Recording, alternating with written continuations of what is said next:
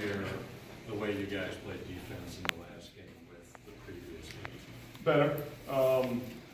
Obviously, it's a process with any team, and we just want to get as close as possible. You're not going to play a perfect game offensively or defensively, but we want to get as close as possible to playing a complete game on both ends of the floor.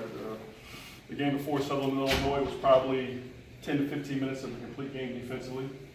Last game, when you looked at graded the tape, it was probably closer to 25 minutes. So it's a work in progress, but it's going to be a lot better. How much did your team just need that kind of a win in a dominating fashion after the first week of the season?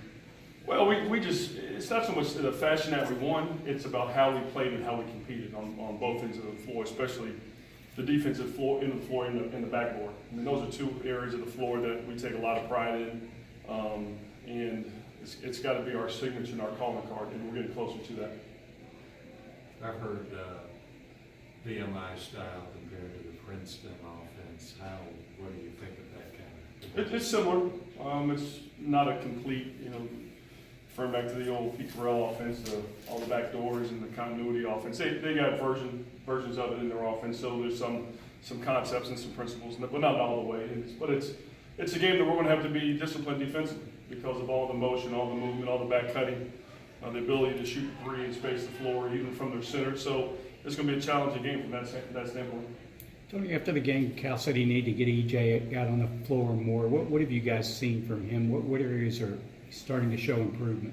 He's just an instinctive basketball player. He makes things happen that I don't even think he knows that he's doing. I mean, he made a couple plays in the last game where he was help side defensively, and we've only had a few guys, and I'm not going to name names because I don't want to put him in any category, put any added pressure on him, but he was off the other side of the lane line and help.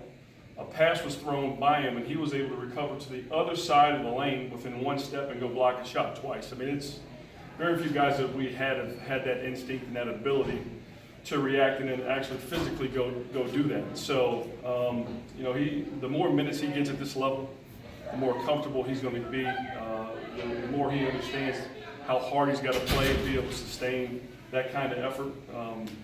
So he'll make us better. He definitely will. The way that PJ and Reed were kind of stretching the floor with their shots, is that kind of what you guys want to see from them every game, or is that just that particular game? We want them to pick their spots. I mean, we need those two with EJ and with Nick to dominate the paint. That's first and foremost from the coaching staff what we need out of all of our big guys. But those two guys just happen to be able to step out and stretch the floor, which makes them a hard matchup. And then when you got both of them out there and one of them is in the paint, the other one can stretch the floor, it makes it hard for any team to help a double. What makes it tough for a defender to maintain the energy and focus on defense deep into the shot clock? Fatigue. There's an old saying, fatigue makes cowards of us all. When you get tired, it's just human nature to want to stop and stand up and look. And when you're playing at this level of basketball, you do that. The offenses are too sophisticated, coaches are too good. And when you study tape, you're going to pick on people on the other team who you see are the guys that stand up and stop and break down. And so being able to sustain through fatigue, we talked to our team before the last game, this in hockey. You can't sub you on the fly. So until there's a stop in the play, there's a timeout, there's a dead ball, and we can get you out of the game, you've got to be mentally tough enough to fight through that fatigue and still sustain that effort, that concentration, the communication that it takes to be a complete defensive player and a complete defensive team. What good job is Emmanuel doing right now? Really. Developing as a point guard? Yeah, really good. He's steady. I mean, right now, we always talk to Emmanuel about he's being a little bit too careful. We like to see him push the envelope because he's capable even more. But it's good to have a steady hand in that position right now that he's going to take care of the ball, get us into our actions. He has the ability to make open shots. And he has what he's shown the last two games. He has the ability to break a defense down and get to that second level of the defense and make little floaters, little pull-up jump shots, and that's ultra valuable.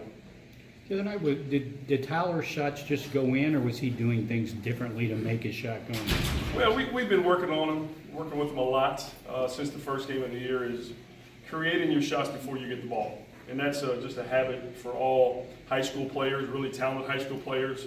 You're so good at that level and so much better than the competition that you wait to get the ball and then you can go make any shot happen you want to happen just because you're that much better, that much more talented.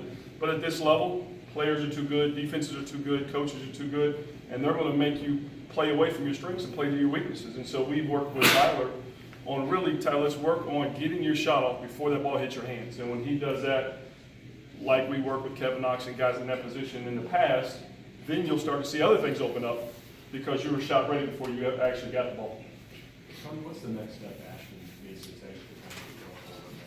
You know, he's a guy that's still learning, and so he's thinking about what's next instead of just reacting to what's next. And that's just the natural progression of any young player.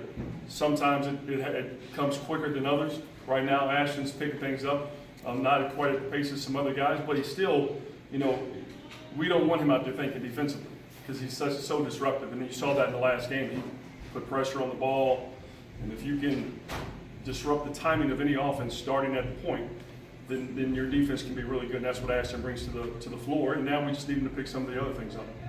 Did you guys trap more in that last game? And it seemed that way. You know, we just talked about when there's opportunities to go, whether it's a ball screen, whether it's in the post, whether a team has an ISO basketball player like they did last game. Cyril's lefty is really good in ISOs, and anytime he got downhill on the guy, we wanted to really come crowd him, whether you call it a trapper, or we just crowded him. We wanted to shrink the floor on him and make it hard for him to have lanes going to the basket.